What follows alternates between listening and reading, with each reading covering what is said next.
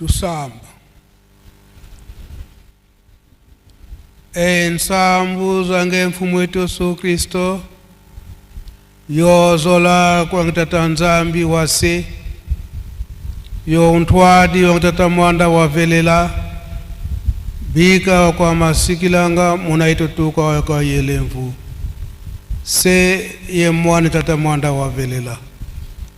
Amen.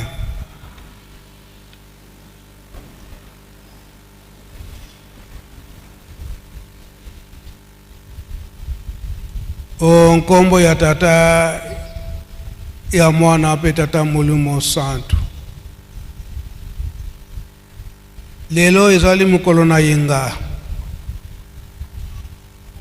Oyo biso nyonso tobenga mibandimi. Oyo tolandi nzela ya nkolo Yesu. Toyebi ete tata Nzambe asenga biso yango topesa ngo mobimba epai na ye. Na kati na mabondeli, pambate na mabondeli, nde kuna tokozalelaka en contact na tata Nzambe. Kosenga maye o tozalaka nango mposa. Koyembela ye. Tango tozali koyembela tata Nzambe, Nzambe nde akoyokela biso mawa. Na kati na banzembo ya mawa o tokoyembaka. Pwete akoka kopesa biso kinya. Pe o banzembo ya isengo kukumisa ye. Pwete ye pe ayokela biso mawa tango tozoko kukumisa ye. Pe tolandi likambo na biso o yeuti na mukanda ya tata Nzambe. Oyo mama ndenga otikote ya biso.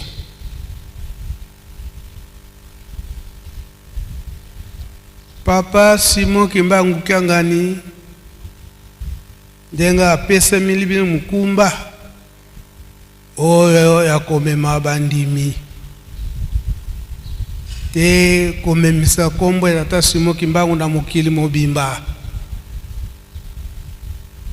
Azali kote ya biso butu moi. Makambo na ye azali kolakisa biso boyete. Oyo mukumba kolo Yesu amemaki azwaki epa ya tata na ye tata Nzambe. Koloba ete koya kolongola mpasi na mokili mobimba. Kasi na tina na mukumba wano yo komema mokili koyeba yetu bakoboma yo. Kolo Yesu lokola ayebaki te azali mwana na Nzambe, atindamaki ndenge tata na ye atindaki ye. Asalelaki ndenge wana, abangaki liwa te. Pe kolo Yesu apesi mukumba ngo epai tata Simon Kimbangu. Tata Simon Kimbangu awa ndimelaki yango. Ngenge balaka kieto koyoka mpasi 30 ans de souffrance na kati na prison kokangama. Tata Simon Kimbangu ndongo aliminaki yango aboyaki te. Kino ndenge esalamaka ndenge bayokanaka na nkolo Yesu. Ndenge tolandaka na Matei tango nyonso batata ndenge bayebisaki biso. Tango ekomi pene na 1948 kolo Yesu ayo komona na papa Simon Kimbangu ete namoni ete na bunzoto zoyoka pasi mingo zo nyokama malamu nasili sampasi na yo. Tata Simon Kimbangu lokola ndimaki ete 30 ans azongisi kiloba pa kolo Yesu ete ndenge toyokanaka 30 ans tikete na kokisa yango. Ndenge bakolobaka tokolobaka tango nyonso ete kondima na tango ozwi bateme ondimi kondima nyonso ezalaka na ba tentation tokomekama ye moko kolo Yesu amekamaki pa tata na ye pe tata Simoki Mbangu amekamaki na nkolo Yesu bamvoala misato pe ndenge moko surtout na mama Mwilu to bosani te mpasi o mama Mwilu amonaki kasi mama Mwilu tango nyonso koloba ete Simone sinandimaki akoki kozonga nsima te yango pe papa Simoki Mbangu kyangani aza komema mokumba yango na bapapa papa diangenda lobi ete bino bandimi oyo bolandi biso esito ndimaki yange papa Simoki Mbangu andimelaki yango ete andimine mpasi nyonso wana po ete akoka kosilisa mpasi ya mutu mwindu pe kolongola biso na molili po ete amema biso na pole malgré biso bato ya mokili balongoli biso na molili po ete tozala na pole kasi tolingi kaka makambo na biso ya mabe oyo ya molili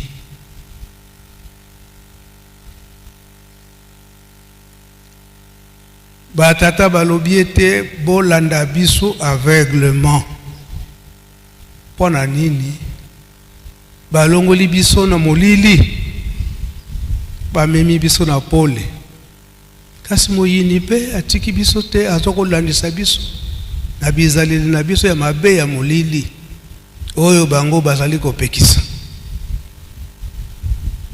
ndakisa batata balobaki bobina te mibeko nyonso obatangeli biso na 12 principes de l'église kimbangiste bazali pe kotangela biso mibeko zomi oyo ya Moïse azwaki lipa tata Nzambe nyonso wana eza koloba na biso ete tolonga na molili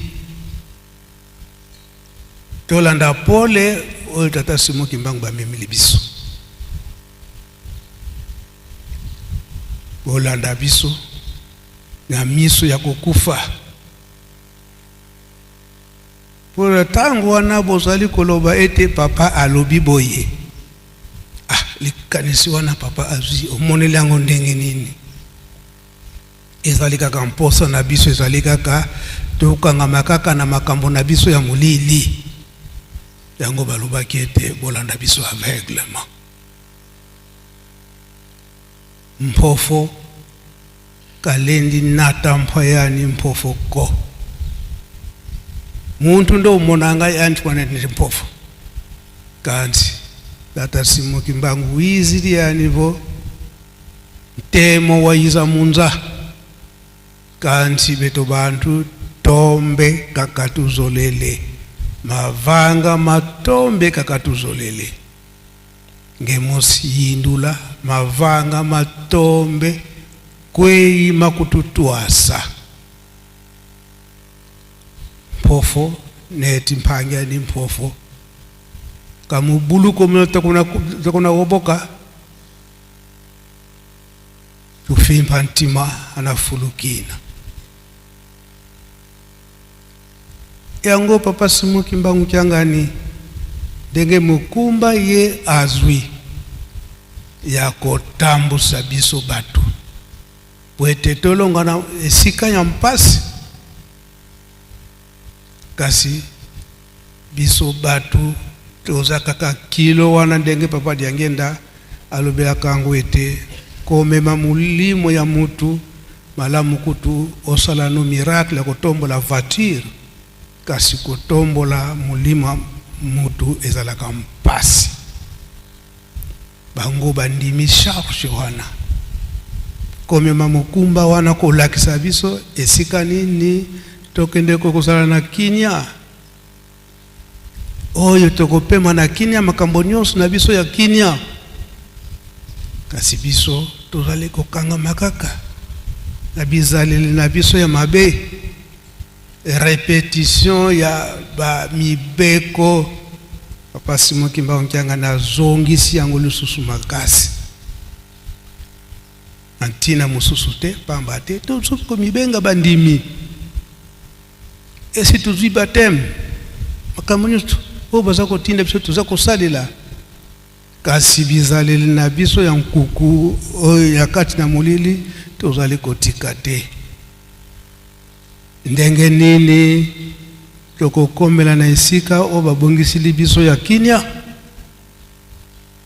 yango na misala nyonso batata batikelaki na maboko Papa Simon Kimbangu Nkyanga ndenge aza kolakisa yango na misala nyonso wana eza kosenga mosolo na mosolo wana elobi te baza kosenga ka biso bikatele pesa boy pioka ndenge totanya una histoire na yango banda 1963 papa posa na bango courant minda ezala na kati na Yerusalem kasi mwinda kaka te mais courant epesa biso supe misala donc ba société aho bazoko sala ya kumba bamonaki kesa ya moke eko bimisa bango peut-être 2 mégawatts oyo kozala insuffisant na Yerusalem pe kopesa biso misala ba société maso ba société eko bimakaka na mabele o nzambe apesi biso na 1969 na le 18 octobre kuna ndi Papa Jalunga na keko découvrir na isika wana pe na 1989 nenge bafandaki awa tolobelaki histoire eke biso ba jeune tokendaki kolela epai ya Papa Fuma Longo Papa Dangenda Kontima papa botindi biso na classe toyekoli tozima diplôme ndenge na ndenge kasi ba compagnie oyo tokokota eza komona na te ba compagnie eza na yango kasi eleki muke oyo muke pesa komona na baza kosenga biso ba condition totika lingomba itata Molimo Santo kasi biso peto boyina biso yango papa baloba kete totonga mpioka yango ana lelo bapesili biso papa esi ateli banga etikali na biso siko to exécuter ba mikolo na bana mike yango yesalami ete Papa Simon Kimbangu Nkyanga na lobi te cotisation oyo mpioka etali biso ba mikolo na bana mike koloba ete likambo wana batata batikaki yango ezali na ntina tolongwa na molili po ete tokota na mpole nyonso wana ndenge toza kolela epai Papa Simon Kimbangu Nkyanga ndenge toza kolela ye azongisili biso réponse alobi ete bana faites-moi confiance. Papa Simon Kimbangu Nkyanga ni lubunda vuvu muna mono mpasi zoza wonso no jituta mona tata Simon Kimbangu mama Mwilu voilà zitatu kabatekele nimako mumona kwa ubene na kansi lubunda vuvu muna mono lubunda vuvu muna mono mumeta kulusongelela buita kululomba ndeno vangi ovolu vengi sulamona masemeto kiba kutukubikila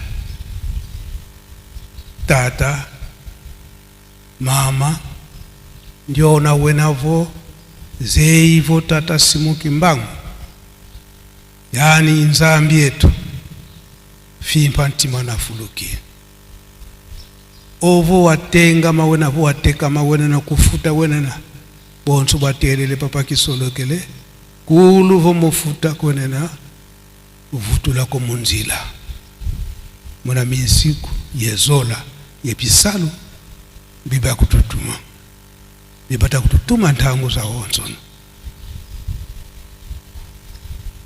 dirigeant nzembo ya papa Simon Kimbangu yanga naza kosenga biso. Faites-moi confiance. Botalela ngai. Papa Diangena Lobiete, suivez-nous aveuglément. Papa Simon Kimbangu yanga Lobiete, botalela ngai na koki kobungisa bino nzela te. Ngai na yo soki toza kobunga nzela ngonga yango yo yengaza kote ya biso. Soki totali malamu manso papa Simon Kimbangu ngani aza kote ya biso yango peka papa batikala kolakisa biso tango yango papa kisolokele na fête na ye otoza ko fêter le 12 février alobi ete tata Nzambe tango akokata mukano na ye mukolo wana tokoyeba te koyebana te pe akolaka biso lisusu te bilaka mobimba aza kopesa biso nde yango yo ndenge aza koloba ndenge baza kotinda biso kina kifwane ntangu nsika masuzanka kaladi yakako letuze hivyo lumbu kya mfumu kifwana ne bonso mwivi bukakuza yembanga munzwangani katika sila nga ntete konga tu bakide ndwenga. Faites-moi confiance, dirigeant.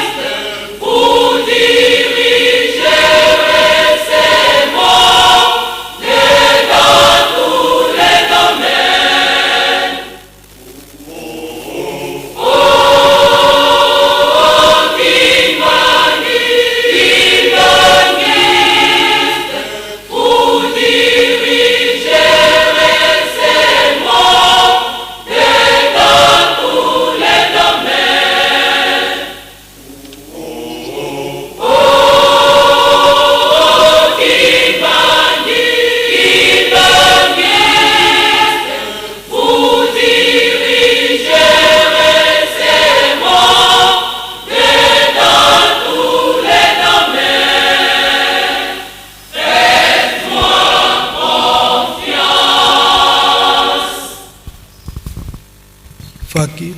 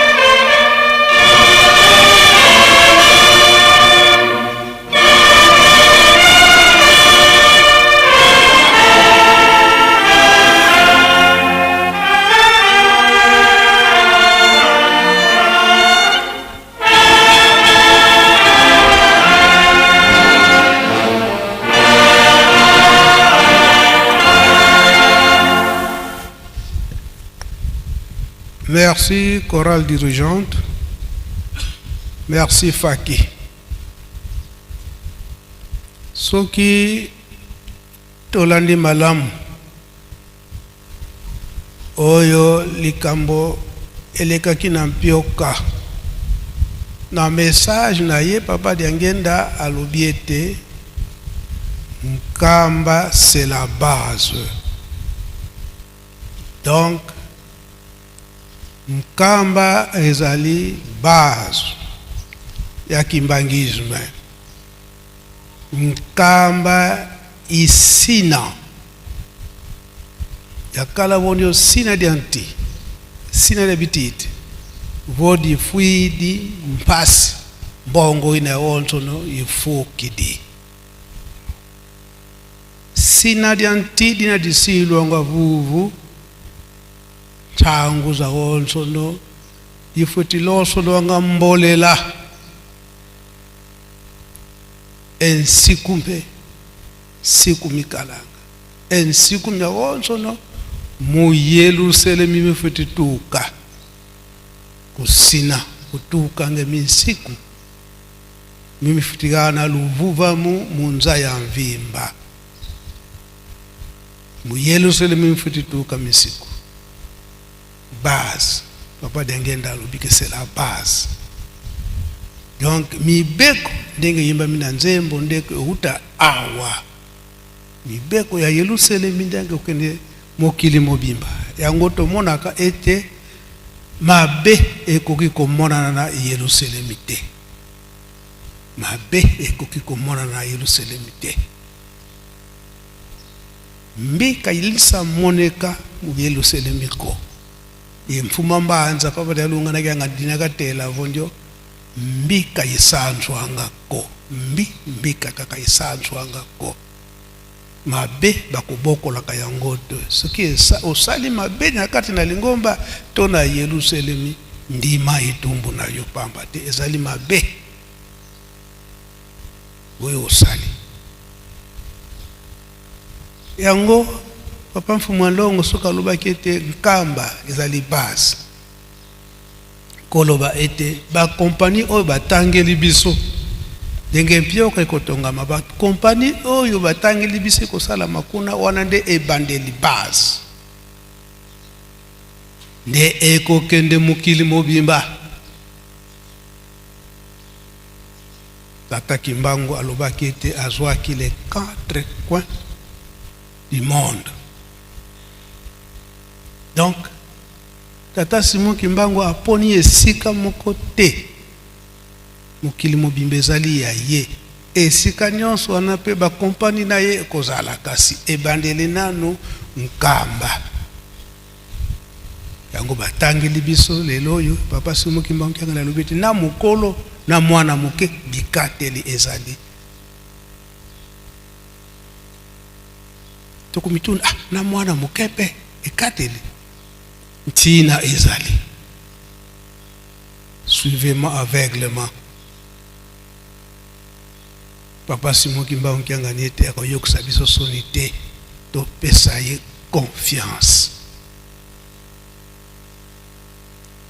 to yebike ngonga sieki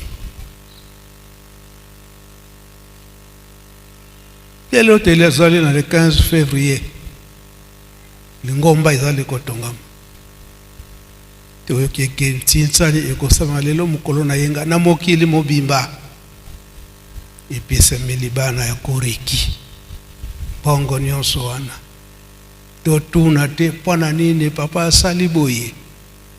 Faites-moi confiance l'esika wana kambo ezali wana kosala nanu teke biso tozana makambo boye ye moko azali koyeba ndenge nini azali kotonga lingomba na ye kosala na badoute te. Donc ndenge katamalaki ete lelo ezali le 15 février l'an 2026 ezali ete récolte nyonso ekende na bana ya koreki ezali na ntina ya lobi ete tozala kaka bana potosi tukala bana banlembami tukala bana banwe mana matele tata beto baonso mana tufutilanda kadi siku wantano wa Moizi ya nivo zitisa seye ngudi bosi swakala yeluvuva mukuntia ntangu tosa tata na mama bongo nde okothana kinya na mokili o tata nzambe apesio tosa la kakabana botos na kati na bolingo mibeko pe misala onkomba tata mapitete musa amen. Pika twakubike no moko twatonda lusiku musu yelusia musu tutambuli kwa sedieto muzola kwa seye mwana tata mwanda velela munkumbwa se ye mwana ye tata mwanda velela